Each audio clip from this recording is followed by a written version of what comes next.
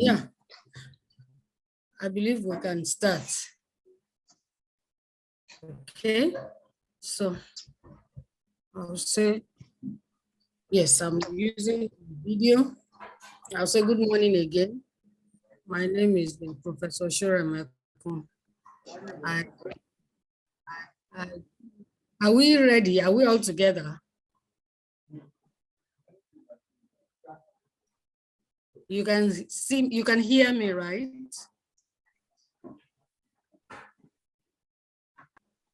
Yes, ma'am. Okay. So I am Professor Mrs. Shurem. I don't think we have met because I didn't teach you 200 level. I didn't teach you 300 level. It's PCL 423. Okay, because I saw 422 on the Zoom link that from Mrs. Tadeyemi sent. We're taking 4. Oh, is that okay? 4 is what we're doing. Please mute yourself so that we are not hearing what you're doing in your background and all that. We don't want to hear what's going on in your background.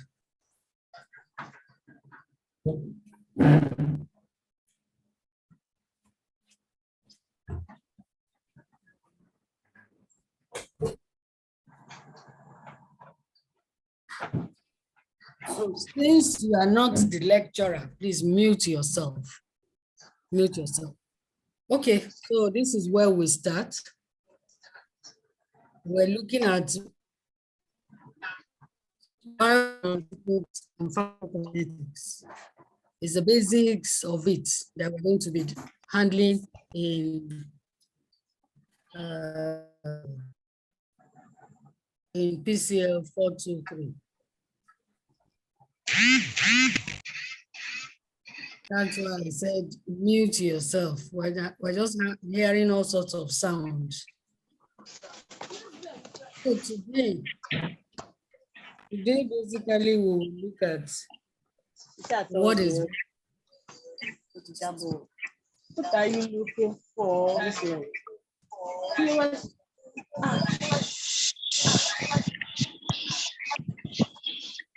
Can you please mute yourselves and be quiet? If you are not the lecturer, you have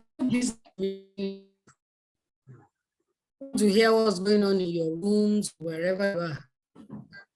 This is not the first time you're having a Zoom lecture. Kelechi.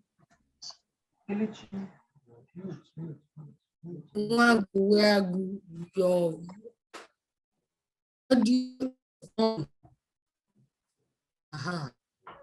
so please mute yourself. Okay, so we're looking at PCL 423 and we'll start with definition of basic terms. The course is biopharmaceutics and pharmacokinetics. I'm sure you have seen the course content. I'm going to be handling what happens to drug when it's administered, routes of drug administration. I'm sorry, I'm going to put this into PowerPoint later. I don't have the PowerPoint at hand here because I even thought we were going to have physical lecture. So we'll do properties of biological membranes, routes of drug administration, and then bioavailability and bioequivalence.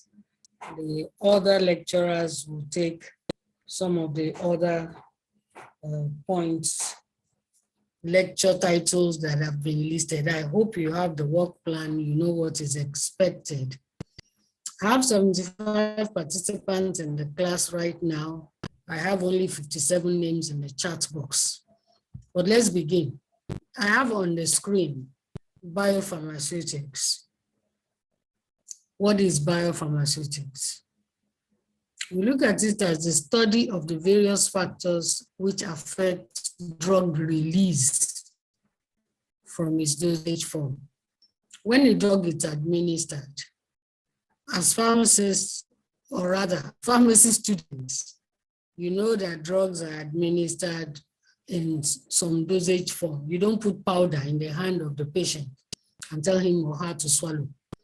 So you have tablets, you have capsules, you have injectables, that's parenteral dosage forms. You even have suppositories, you have solutions, suspensions. All of them are affected by certain factors. The release of drugs from every dosage form is affected by certain, and these factors also affect movement across membrane to the site of action. So when a drug is released from a tablet, for example, take paracetamol, the active ingredient is acetaminophen. By the time it is released, the acetaminophen that you have swallowed, how does it get to affect headache? The dosage, the active ingredient has to move across several membranes of the body to get to the site of action where it will relieve the headache or the pain. So biopharmaceutics is where we study all those factors that affect this drug release from the dosage forms and its movement. The next one is, because we're looking at definitions, you'll be hearing also pharmacokinetics as you go along on this course. That is the study and characterization of the time course of absorption. Pharmacokinetics, once you hear kinetics, it's about time and movement. So the movement and how long it takes, that's time course of drug absorption, distribution, metabolism, and excretion, as well as the relationship of these processes to the intensity of therapeutic and adverse effects. Again, by way of reminder, we know drugs produce therapeutic effects. Drugs also produce adverse effects. We must keep that at the back of our minds. Drugs also produce that may not necessarily be adverse. The important point is that they produce the therapeutic effect that's the reason why we gave them in the first place, but there are side effects and some of the side effects could be adverse. All of them are linked together in the pharmacokinetics. We study the time, how long it takes for a drug to be absorbed, how long does it take for the drug to be distributed in the blood, and when it is distributed, the drug is metabolized. We're going to see the process of flow of drugs around the body a little later. And we look at how all this effect and the adverse effects. Basically, in pharmacokinetics, you have some small equations. Don't be scared, but some applications of mathematics and biochemistry. You've done physiology, you've done pharmacology. So we use mathematics to model what will happen to a drug after it has been administered to a patient, to have an idea, to give us a picture of what will happen after it has been administered. Okay, so that's by way of definitions. Like I said, we will study more on these two areas. Then the clinical pharmacokinetics is the application of pharmacokinetics to the safe and effective therapeutic management of every patient. That's our pharmacy. We want to manage patients safely. Okay, that's why we say for clinical pharmacists, we want to look at therapeutic outcomes and make sure that it is safe, the patient is benefiting. That's what clinical pharmacy is about. Ultimately, if very optimizing therapeutic outcomes. Whatever we're giving to the patient, is it working? And is it working as best as it should? So it is the principles of clinical pharmacokinetics and biopharmaceutics that we use in getting our work done. So, but then we will go some basics. We will look at routes of drug administration. So that's by way of introduction to you. We will be talking more about biopharmaceutics and pharmacokinetics later, and some terminologies and equations here and there. But let's just look at these routes of drug administration. I'm sure you are familiar with a bit of it, even if you don't know the science of it, you know the routes through which drugs are administered. If I ask you now, I'm sure if we were in a physical class, I'll be able to point out to you tell me this, but we will just run through routes of drug administration. So we will review the various routes through which drugs get into the human body and the various advantages and disadvantages of each route. Just a second.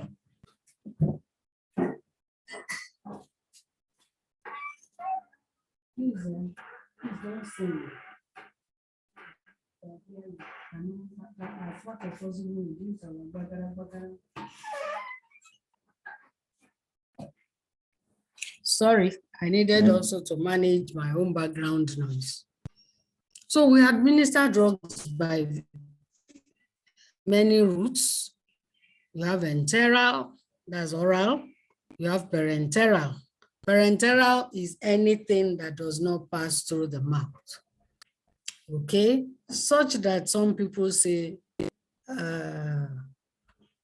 inhalation, intranasal, the one you give through the nose, inhalation, transdermal. Some textbooks will regard them as parenteral, where enteral is just oral and has to do with the GIT. So those are two major classifications, enteral and parenteral. Enteral has to do with the GIT, and that passes through the oral, the buccal, and the rectal.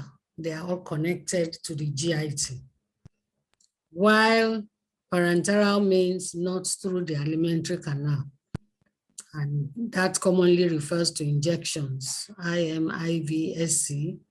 But like I said, some books, some textbooks classify it,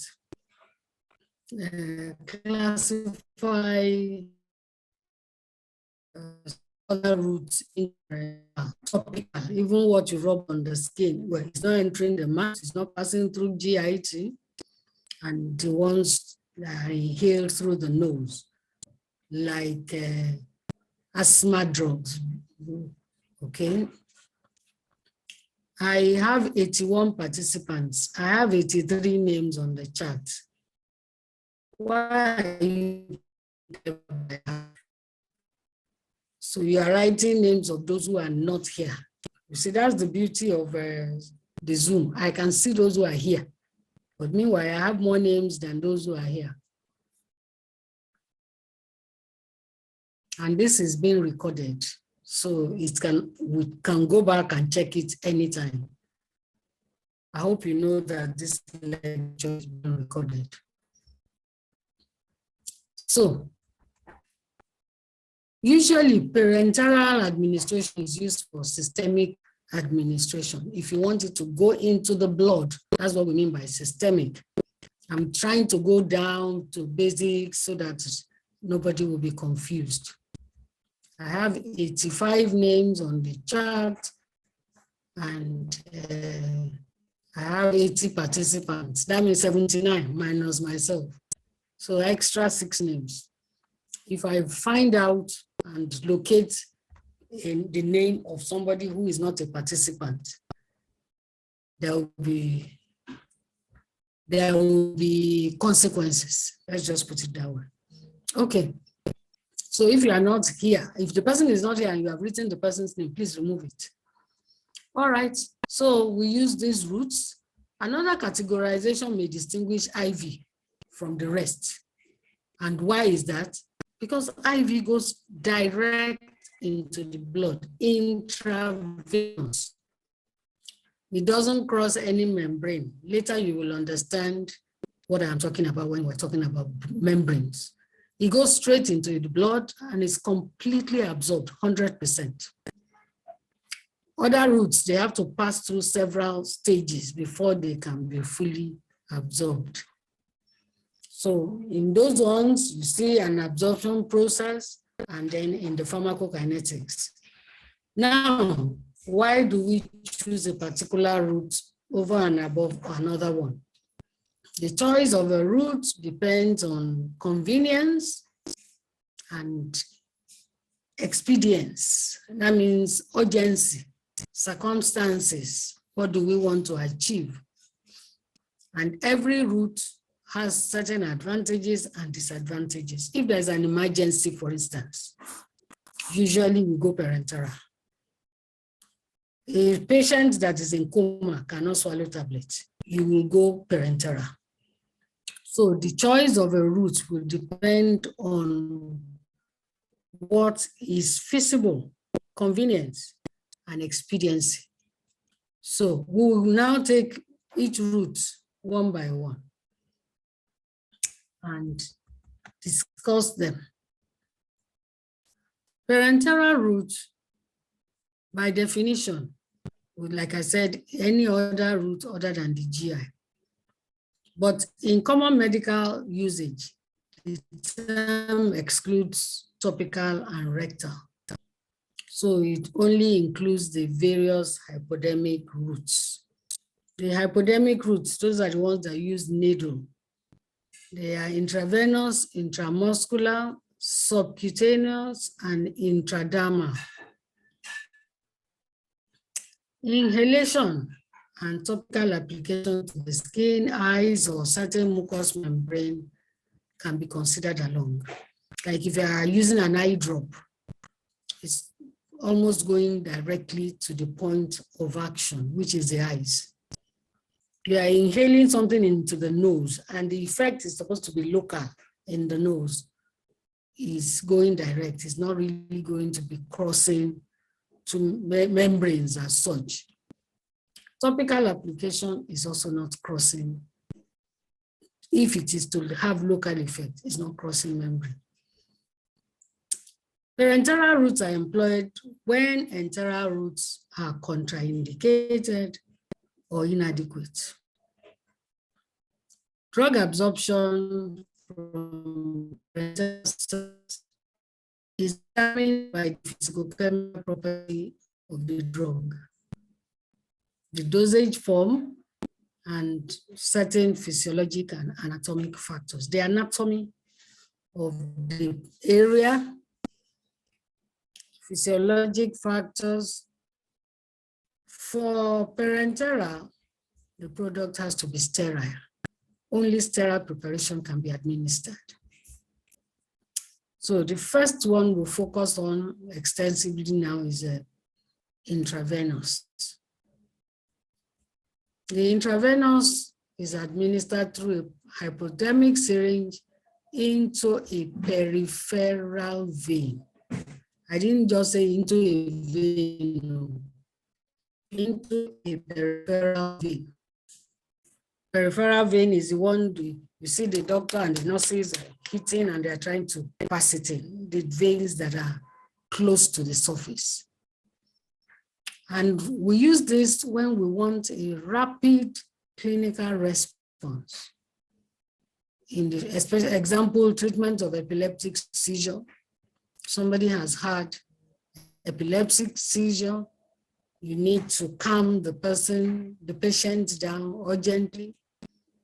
They go straight into the veins. Where you have an acute asthmatic episode and cardiac arrhythmia, heart problems, you cannot be waiting for the tablet to work. So when you have other emergency cases, the physician prescribes drugs that will go through the intravenous route. With IV, the route permits precise dosing. You cannot make mistakes because it is going straight into the bloodstream. So any mistake in dosing, if it's too high, it has gone. Once it has been injected, you can't bring it back. So it must be precise, actual dose. If it says 1 ml, it must be 1 ml. A lot of deaths have been reported through errors in dosing, where the person that will administer pulls, you say 0.1, and he pulls 1 ml. You can see that there's a disaster waiting to happen. So the dosing must be exact. And that is what will result in the predictable drug concentration in the plasma. If there is error in dosing, we will probably have an overdose. So it's not also a route of drug administration that everybody can just perform. Even as it stands, pharmacists don't give injections.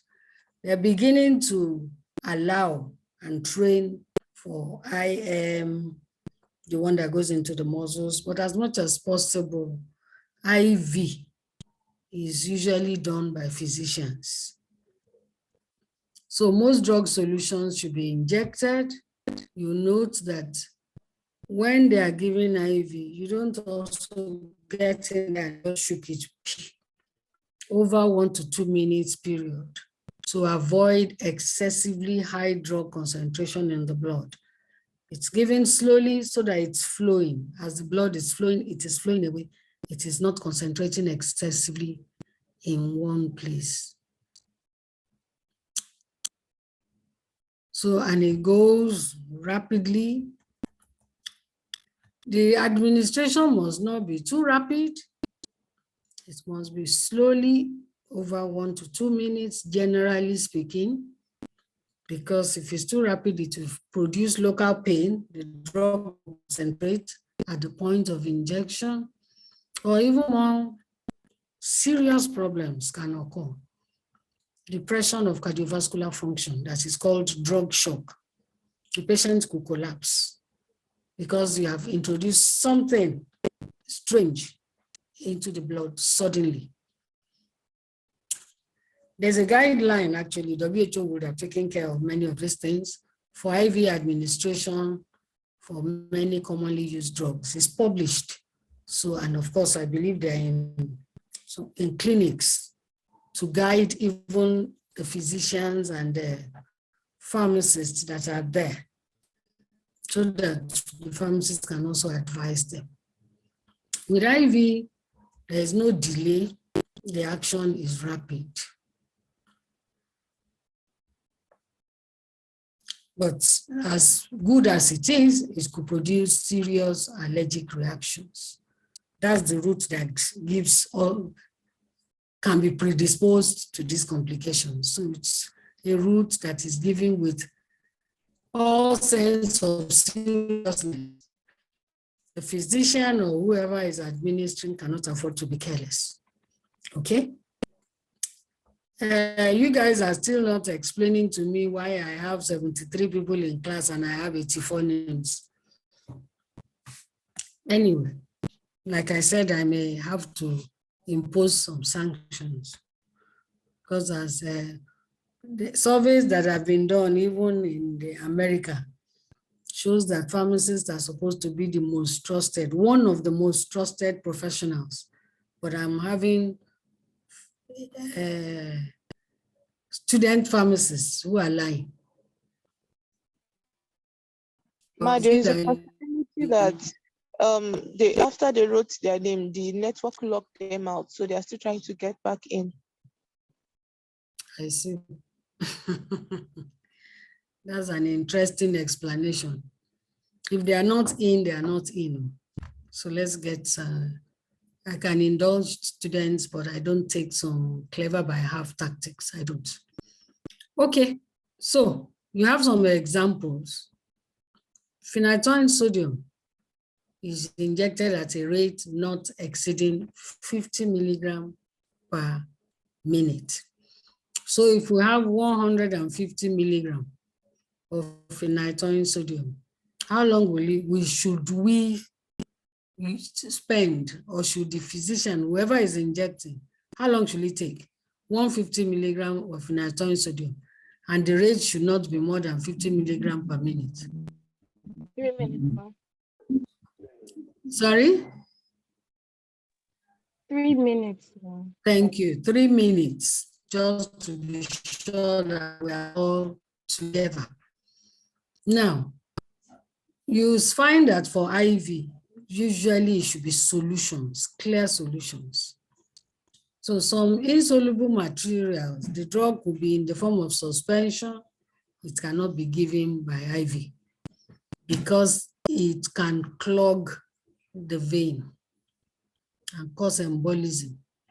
The drug may be precipitated in the vein if injection is also given too rapidly and may damage the veins. So the manufacturer of diazepam is an anticonvulsant, or we know it, many of us know it as a sleeping tablet, but it's an anticonvulsant in doses of 5 to 10 milligrams. Directs that when used intravenously, it must be injected directly in the vein, taking at least 1 minute for each milligram given. So if we're giving 5 milligram diazepam, 5 minutes, 10 milligram diazepam, 10 minutes.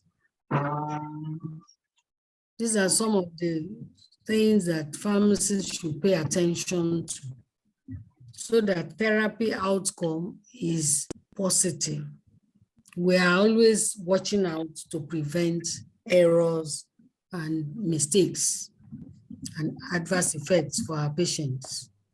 Diazepam is poorly water soluble.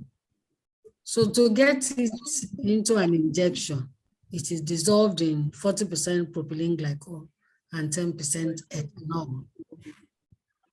So when we inject this, you know, the blood is saline from your physiology.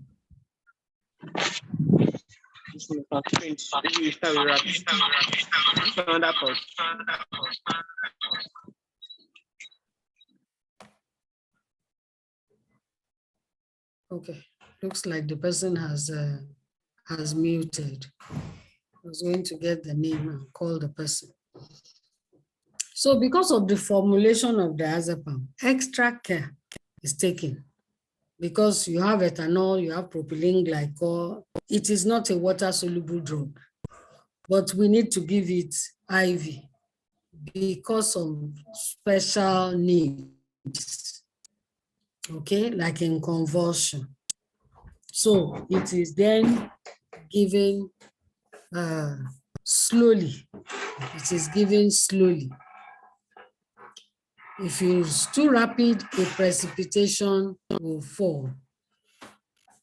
The precipitation will form. Now, there's the one we call drip, intravenous infusion. That is used for continuous intravenous therapy That means you want the drug to keep entering the vein, and you cannot be injecting every second into the patient. So it is poured into, a drip. If you must have seen it hanging in the hospital. So the main drug is injected into that drip solution, which is then connected into the blood.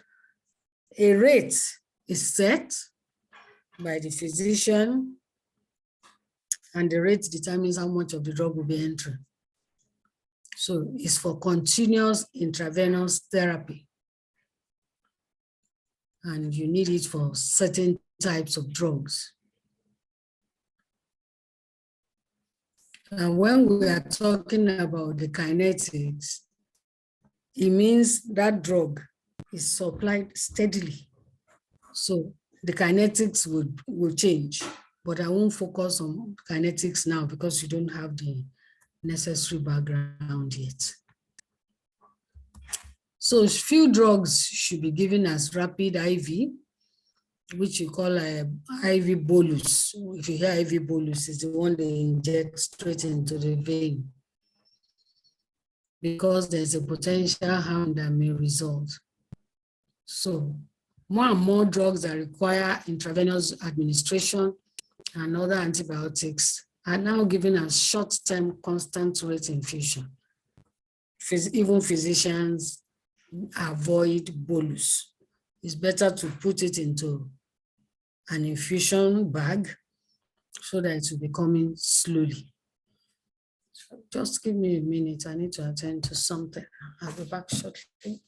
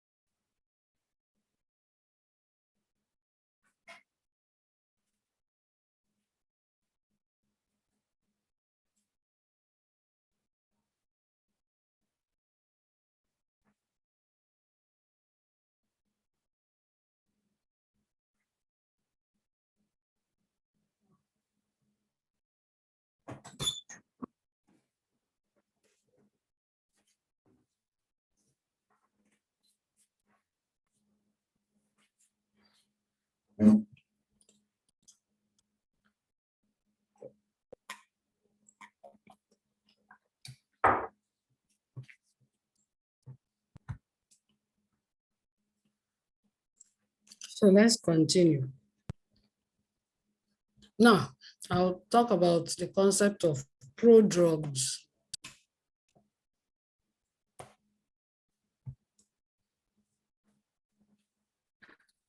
Some drugs are used by intravenous administration, but they are called prodrugs. It is when they get into the blood that they change into the active drug, because they need to be formulated such that they can be soluble. It's not every IV drug that is a prodrug. So some lipid-soluble drugs may sometimes be modified chemically to form water-soluble, because it's only water-soluble that you can form into injectables, okay? So drugs that are lipid-soluble will have to be changed. Also, that is the work of pharmacists in drug development, for them to be able to inject them. But the actual drug, active drug, is the lipid soluble one. But the one that will form into solution, the water soluble, is what will help us to be able to use it for IV. So chemical modifications are made, and when they get into the blood, it converts back into the soluble, lipid soluble form. So the clinical response would then depend on the conversion to that parent drug, the lipid soluble one. You have some examples, and we have so many examples actually. Just take some. Dexamethasone. Dexamethasone phosphate is rapidly and efficiently converted to 90% dexamethasone. The active that we need is the dexamethasone. Okay, so after IV injection, after 10 minutes, if we give dexamethasone sulfate, it gives no free dexamethasone in plasma or urine. Imagine if a physician is administering dexamethasone sulfate and they are not seeing any result. It's because it doesn't get converted. And they say, oh, the drug is not working, but they're giving the wrong salt. Chloramphenicol is another example. Chloramphenicol succinate produces a bioavailability of chloramphenicol that ranges from 55 to 92%. Look at that wide range in sick adults and children, such that it has to be monitored to be sure that the patient is getting the adequate concentration of chloramphenicol. So from what we've seen, there are advantages of intravenous and there are disadvantages. From all that we've said, it is quick. It is very quick. You can get a rapid response, especially in emergency situations. And if something has to be arrested quickly, if a health condition has to be arrested quickly, it's also a total dose. Nothing is diverted elsewhere. It doesn't go along the line, taken away, no. When we look at the other routes, you will see that things are taken away. So the whole dose is delivered to the bloodstream. Large dose can be given through IV, infusion, through infusion. And you extend the time of the infusion because drugs are not supposed to be rushed into the system. Veins are relatively insensitive to irritation. So they are safe. They can be managed. It has its disadvantages. Some of them I have highlighted, that it can be difficult to find a suitable vein. You see that if you have ever visited a patient in the hospital, for some time they might be looking for vein. Again, because of the rapid response, toxicity can be a problem with rapid drug administration. Toxicity is one thing that is is something that is watched in IV.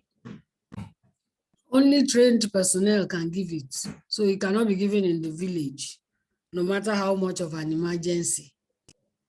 And it's also expensive. It's expensive to produce because the drug must be sterile and you have to go through the necessary pyrogen testing.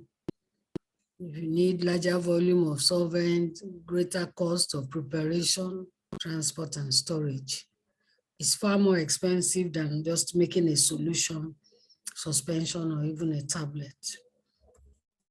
Okay. So that takes care of intravenous. I hope I will have enough light.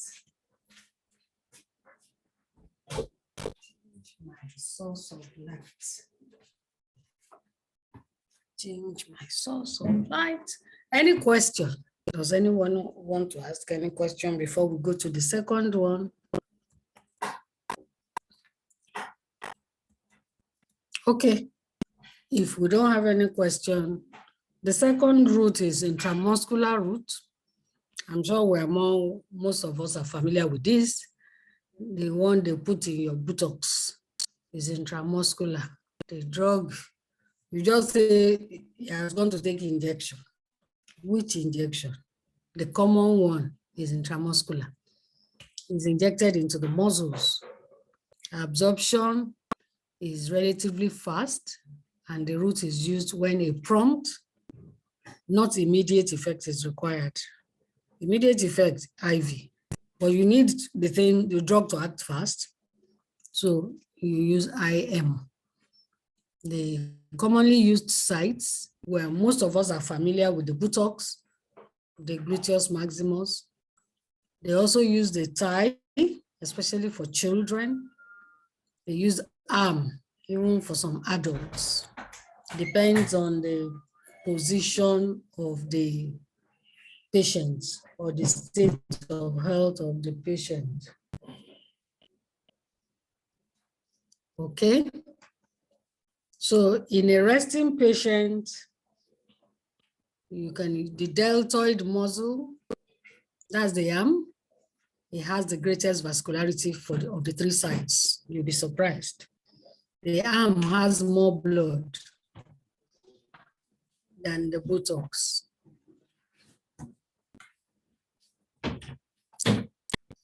So the rate of drug absorption can vary, whether you are using the arm, you're using the buttocks, or you're using the thigh. So if you give it into the arm, definitely it will be faster because it has more blood. So the rate of drug absorption varies widely, and the factors that influence absorption rates from the sites, from these muscular sites, vascularity, as I said, which is the most important, because the drug is going to be carried to the site of action by blood. How blood is available?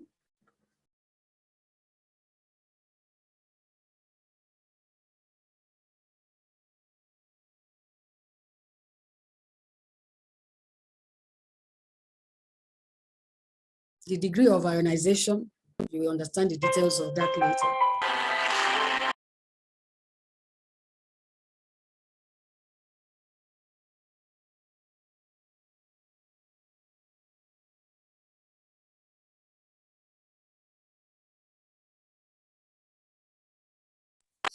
Sorry. The degree of ionization, you will learn more about that later.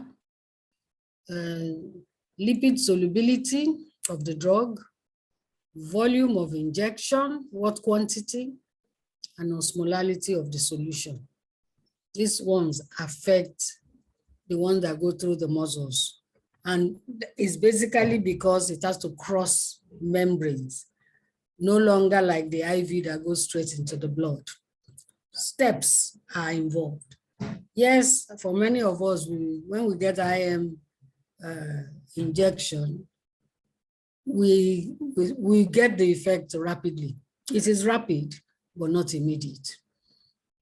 Now, absorption rate, an example. I'll give you an example. Gentamicin is relatively fast after intramuscular injection into the thigh and buttocks. Significantly higher absorption recorded in the thigh. So the thigh has more blood.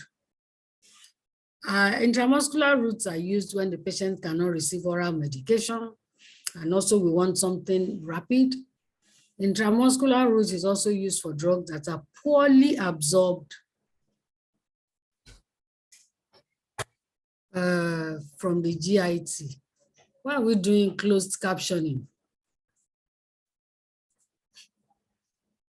Say, participant, is it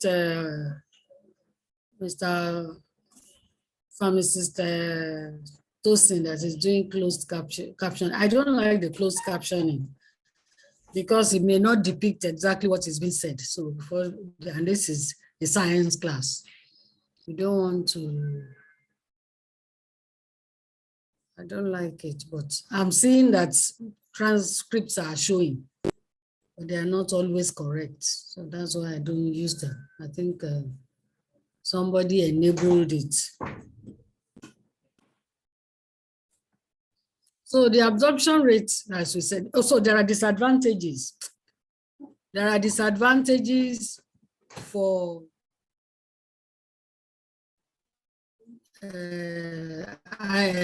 IM. It's more painful. It doesn't always assure rapid or complete absorption. The drug can precipitate at injection site, especially for poorly soluble drugs. The solvent can be absorbed faster than the drug. Then the drug remains. It becomes a solid or a powder. So there's precipitation. There can also be irritation around the injection site, which is very common. And you see this in some patients that they have wounds at the site of injection. For IM, we must also exercise caution. Care must be taken to make sure that the drug actually gets into the muscles and is not just deposited in the fatty layer under the skin, under the dermis. So it may be necessary to choose needles whose length is appropriate for the site of injection. If a patient is fat, you will have to be able to go through the fat to get to the muscles, because what you will first of all meet is the fatty layer. You see, if you have seen them cleaning chicken, all this Greek chicken, under the skin is a lot of fat. So also for human beings that are fat, under the skin is a lot of fat. Whereas you want to get into the real muscles. So some special needles may be needed if the person is very fat. If the person is trained well enough, you know how to go past the fat. So not just everybody can grab needle and give injection. It also comes with training and expertise. So in fat patients, it's usually said that if the person can swallow, oral routes might be better than IM. Like for example, an example is the diazepam. It's a lipid soluble drug. You know, I was telling you about the diazepam for IV. Because the diazepam is a lipid soluble drug, it had to be modified for IV. You put it in propylene glycol and ethanol. But for IM, it is, if you are not careful, okay, it's used pre-anesthetic, it's used for sedation in anesthesia. It's not for seizures now. For seizures is IV. But as a pre-anesthetic for sedation, it's absorbed erratically because of the fat, because it is being given IM for sedation. It's not given IV. So the absorption is erratic because some get locked up in the fatty layer. So it's better if the patient is still awake before the surgery or the procedure, the patient can take the diazepam by oral route. If nothing else contraindicates it, or if the patient can swallow. So that's for IM. Another one is subcutaneous. You know, the two common ones is the IV and the IM. We also have subcutaneous. In subcutaneous administration, the drug is injected into the alveolar connective tissue, just below the skin. The absorption is slower. Absorption may not even be faster than the oral route, but we choose it when a slow rate of absorption is required. Okay? Some special drugs are given by this route. Usually those in which it is desired that the action is spread out over a number of hours. You don't want too intense a response. You don't want too short a response. And you don't want to keep giving frequent injections. So they use subcutaneous. It's like it will be flowing out slowly. An example is insulin. If you've seen a diabetic patient who is on insulin, the insulin is supposed to help the patient absorb glucose from the blood system, because the natural insulin being produced is no longer sufficient or is no longer available. So it's not a one-off thing. You can't just give. So it is given by subcutaneous so that the insulin is flowing out as if it is the body that is producing it slowly. So, and then sodium heparin is another drug that we give subcutaneously. That one is not absorbed orally. The digestive system will destroy it. So they are expected to be absorbed slowly over a period of time. You must note something in these lectures. Well, I'm giving examples, specific examples of drugs. And we're still going to add more examples because this is pharmacy class. Okay? So what is peculiar about this is that we must be able to relate it to drugs that are being given subcutaneously in the treatment of asthma, because you don't want it to be too rapid so that it doesn't produce dangerous cardiovascular effects, doesn't constrict the heart. Then you have other repository preparations. They're like tablets and pellets. They're given subcutaneously in contraception. Okay, so women receive repository preparations that are given subcutaneously. They are used as contraceptive devices. You know, contraception cannot just be only once. So it will be there and can last some 3 months, some 6 months, once it has been put in under the skin. But also for subcutaneous, it must be sterile preparations. But medical supervision is not required. You don't need a specialist. Or a lot of patients on insulin inject themselves. Self-administration is common. What are the disadvantages of the subcutaneous route? The dose must be precise and it has to be small. If you want to put something under the skin, I mean, if it's too large, it will not be able to accommodate it because the site is precise, it's a small area. It can be painful, and if it's an irritant drug, it can cause tissue damage. Now we're getting into less common parenteral routes. Intradermal is right under the skin. It's different from subcutaneous.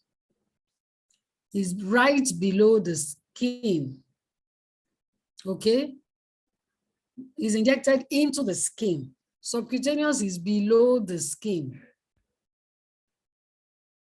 This route is used commonly for diagnostic tests. If you have gone for any screenings in a lab, screening for allergy, even for TB, for tuberculosis, they just inject something into the skin and wait for reaction, the tuberculin test.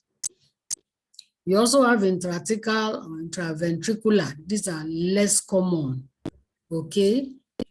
So for these two, they need the plasma concentration that is high enough to enable adequate amount of drug to get into special compartments. For example, the cerebrospinal fluid. I hope you still remember your anatomy. You know where the cerebrospinal fluid is, the CS fluid. You know where it is. Even IV doesn't get there in enough quantity. So it's injected straight into that cavity. It's difficult to penetrate the brain with water-soluble drugs because there is what is called the blood-brain barrier. So in order to achieve that required concentration, the injection may be administered directly into the cavity, into the intrathecal route. If you have the benefit of being in the hospital where such a patient is being treated, the physician looks for the space behind the neck, or rather within the neck, at the back of the head, to inject the drug that is required. I'll look for a specific example of my drug there. The drugs must also, the preparation must be sterile and non-irritating. Intra-arterial is for into the artery, not vein, into the artery, and is usually used for cancer chemotherapy because they need a high concentration of the chemotherapy drug at the tumor site. Okay, so those are not so common parenteral routes, but they are there. We need to know them as pharmacists. Inhalation routes, we know that we're very familiar with that. What you can deliver through inhalation are volatile gases, volatile substances into systemic circulation. They use it for anesthesia before surgery. The gas is placed over the nose of the patient and the patient just goes off to sleep.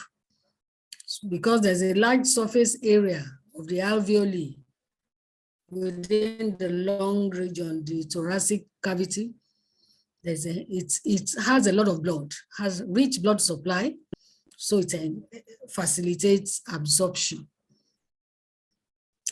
Aerosols of non-volatile substances can be administered by inhalation, but they would have had to reduce the particle size to very small particles. So the particle size is critical.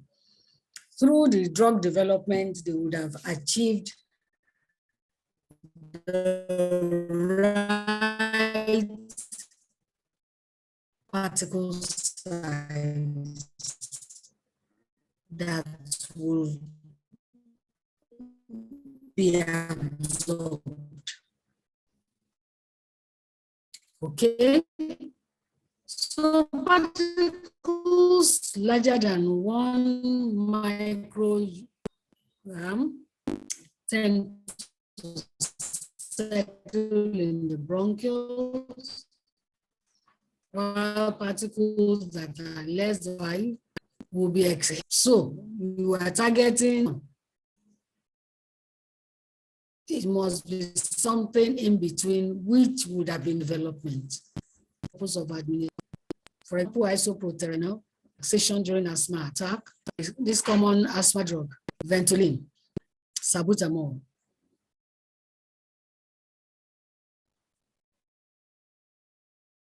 So those ones are meant to act on the bronchioles directly.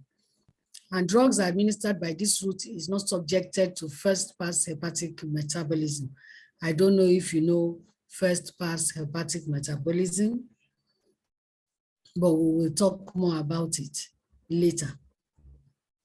Okay. So, I said there are those that we group together as parenteral. So topical route, we also add it to it, even though it's not using needles and such. So topical administration is employed to deliver a drug at or immediately beneath the point of application for local effect. We have topical applications or preparations for the skin, the eye, the nose, the throat. You know, the lozenges that are meant for the throat, even the ear and the vagina for local effect. You must note that. For example, drugs administered to the eyes for mydriasis, even for anesthesia when they're going to have surgery in the eyes to reduce intraocular pressure, steroids and anti-infective drugs used in the eyes. Again, eye preparations should be sterile. That's why we keep saying you can categorize them as parenteral. Drug administered intranasally for the alleviation of local symptoms, decongestants, antihistamines, and corticosteroids. So the use of intranasal route for systemic administration is currently of high research interest. I promise to bring you some other new specific developments of drugs that are now being used through the intranasal route for systemic application. Instead of now using IM or IV, you can inhale. Some inhalated insulin is being developed so that the patient can just inhale and it will still get into the blood. Some of these things, there's a lot of research going on, and definitely I will add them to this lecture. And dermatologic preparations are intended for treatment of skin disorders. Of course, when you use something on the dermis, rubbing forces some materials into the skin, especially if there's a wound on the skin and you disturb the cutaneous layer of the skin, and before you know it, the drug is going inside. So it's no longer just having effect on the skin. Hydration of the skin, if the skin is wet, okay? If the skin is wet, whoops, absorption will be increased when you rub. And so when you come out of the bathroom and you don't really dry your body and your body is still wet,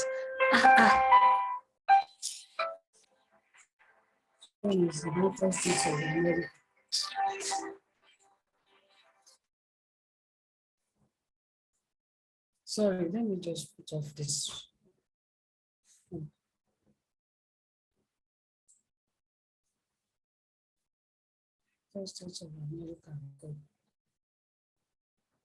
So that's taken care of. All right. So that's, it takes care of IV. Please, I need to change my electricity source.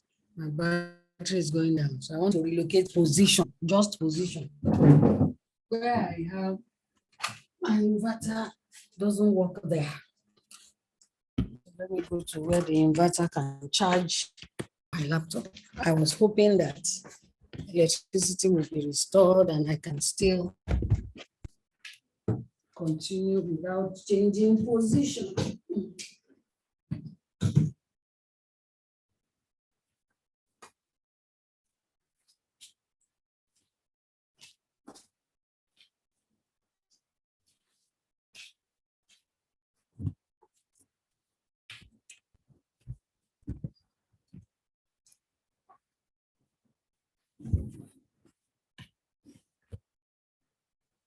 So, sorry, we're back. I now have, okay, I now have electricity. I hope you can still see anyway. So the next one is sublingual or buccal route. The tablets are placed beneath the tongue, in the cheek or in the cheek pouch. So, buccal route is the mouth region, not oral. The tablets are not swallowed.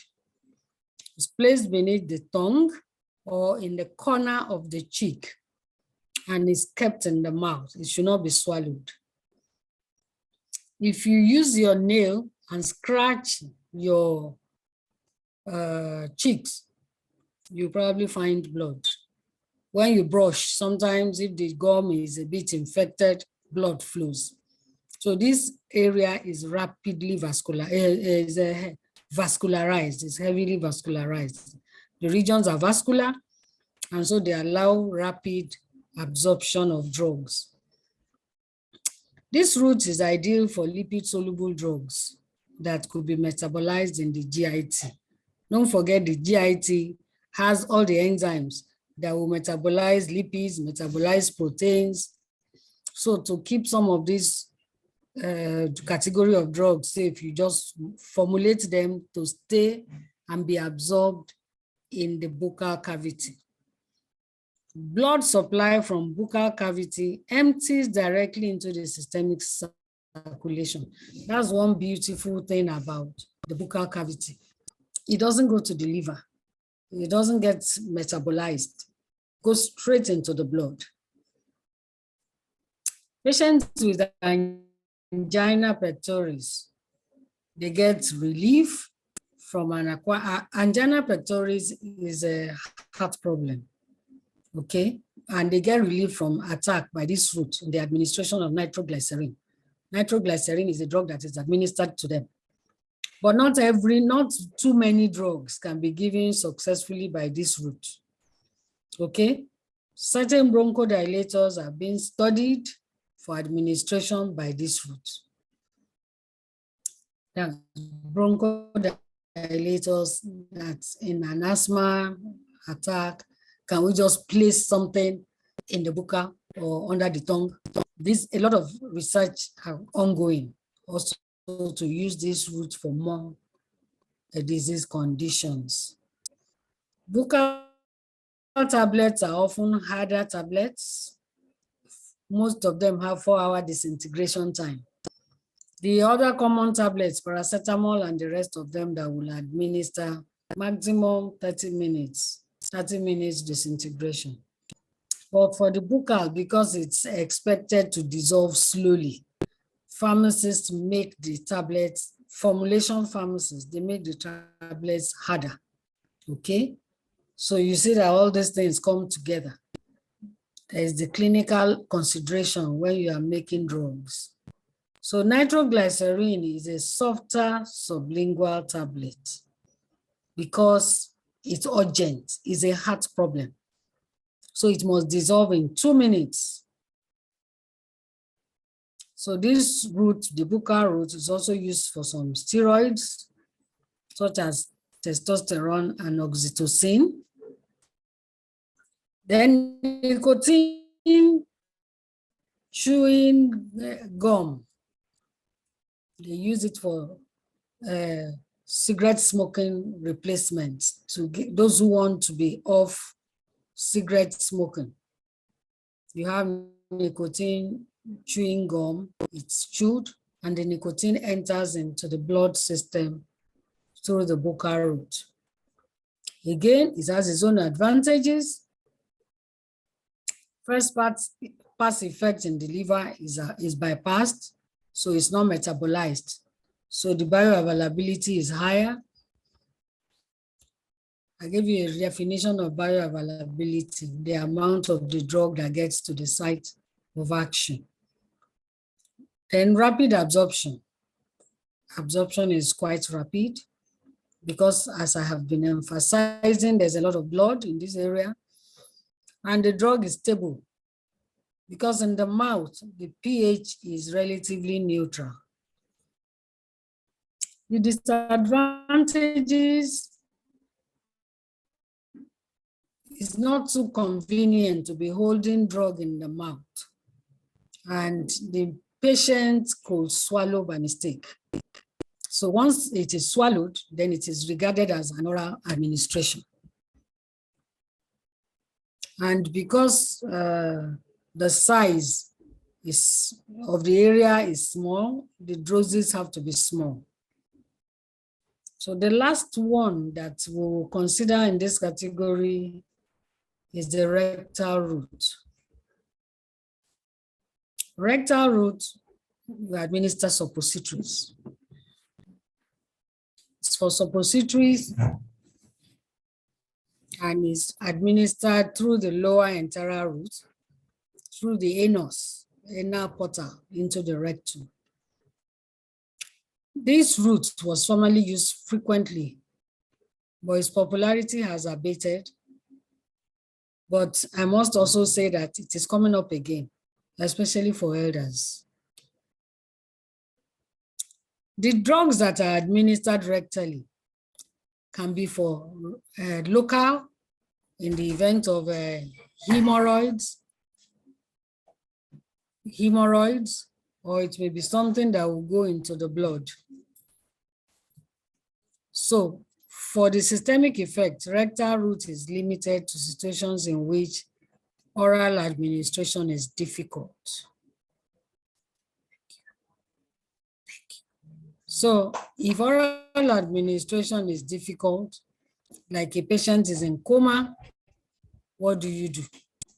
It would be very good to be able to administer something rectally, like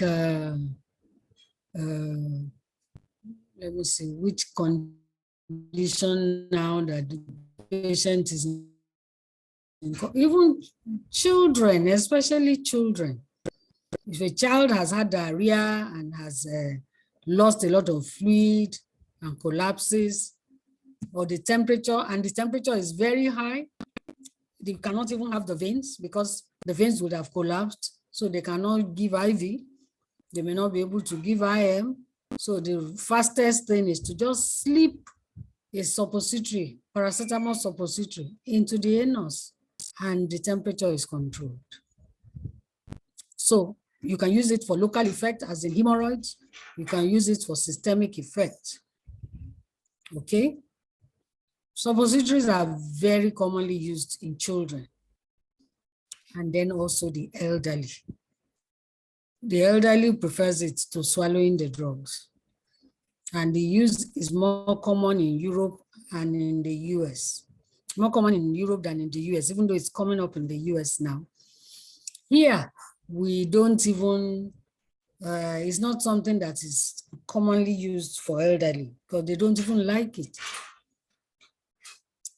So absorption across the rectal mucosa occurs in the same way as in the other parts of the alimentary tract.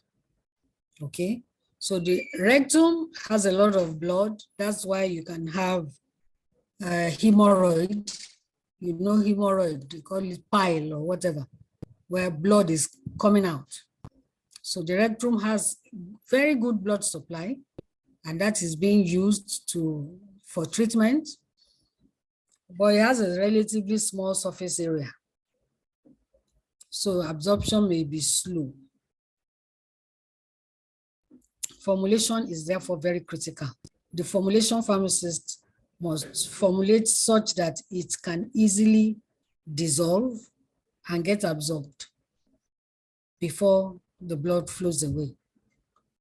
The active ingredient must be released quickly for absorption before the drug leaves the anal region.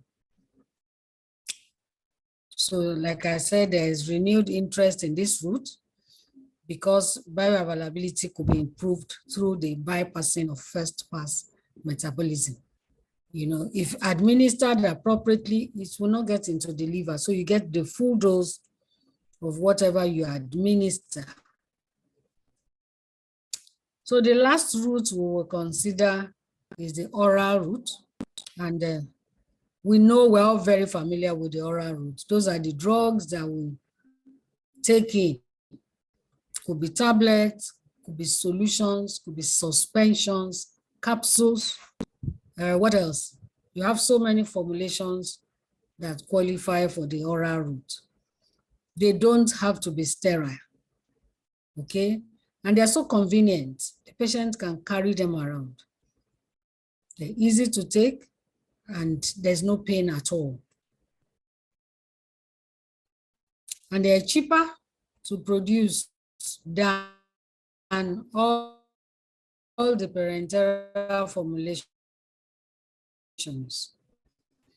No need to sterilize, so it must be hygienic. I mean, though you have several multi-dose bottles and you have machines that can produce large quantities at a time, okay? You can have several types of oral dosage forms. Fast release, slow release, sustained release that will be coming out slowly, enteric coated that will not dissolve until it gets into the small intestine, layered tablets that, okay, one layer will come out now, another layer comes out in 1 hour. You can do all sorts, so many combinations for effects through the oral formulation, oral tablet. So you also have suspension. Solutions are almost like intravenous because they don't have too many carriers. So the drug comes out also fast. But the major disadvantage is that it passes through the liver.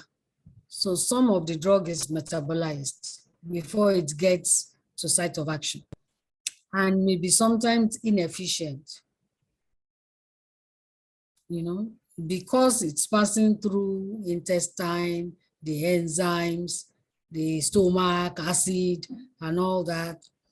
It could suffer poor bioavailability. Those physiological conditions can affect them. Only is part of the dose may be absorbed.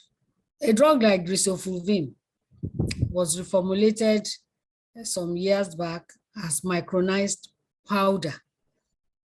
You know, they had to bring the particle size very low to improve bioavailability.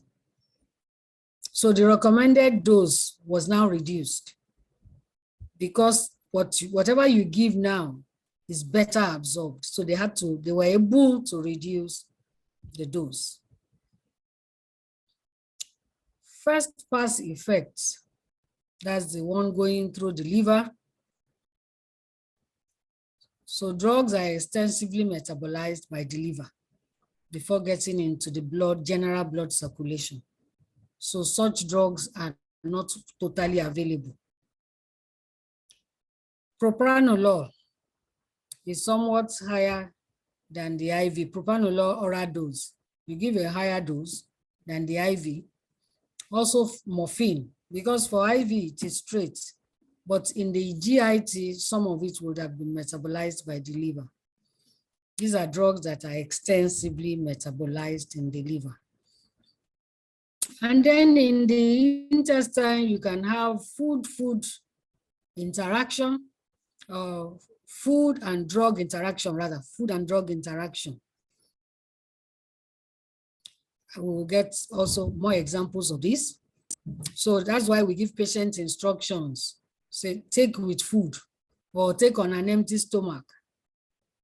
We're going to need more examples. Absorption is slower with food for tetracycline and penicillin, whereas, like I mentioned, propranolol is higher after food, and griseofulvin too.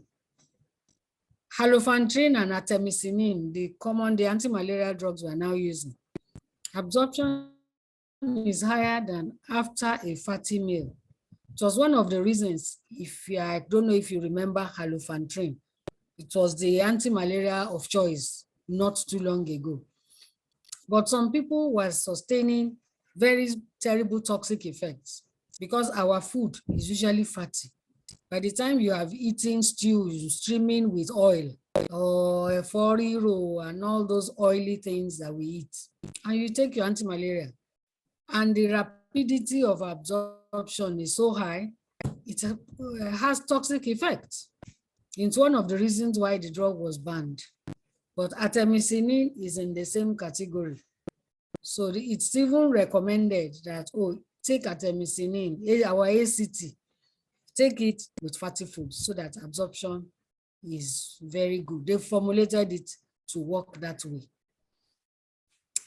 It could also have negative local effects. When you take antibiotics, that's why we are now doing antimicrobial stewardship, monitoring how we take antibiotics. It's a program that is being pushed by WHO and many other international health organizations. Antibiotics may kill the normal gut flora. You have some bacteria in the GIT. They have the work they do there. But by the time we keep taking antibiotics, every little thing, you just pick some tetracycline, you pick some ampiclox, and you treat yourself. You kill the natural flora. And that will allow overgrowth of fungi in the GIT. So a lot of other things are now, even a lot of other disease conditions are being traced to GIT destruction, GIT flora. So that's why you have some antifungal being included with an antibiotic, especially if it's going to be used for a long period of time. And it's also oral route, a major disadvantage, not useful for unconscious patients. The patient must be able to swallow. Liquids, of course, may be given by tube, but even into the oral route, put into the throat and all that, but that's not the typical oral delivery. So these are the main points we will take now under routes of drug administration. When we look at what happens to drug after administration, fate of drugs, we will dwell more on other things that happen in the GIT, because it is the oral route we will use as the main example to trace what happens to a drug when it is administered and before it gets finally absorbed and into the blood. So I will stop here this morning. We've taken oral route of drug, route of drug administration. Is there any question? Now I have only 65 participants and 87 names. Any question?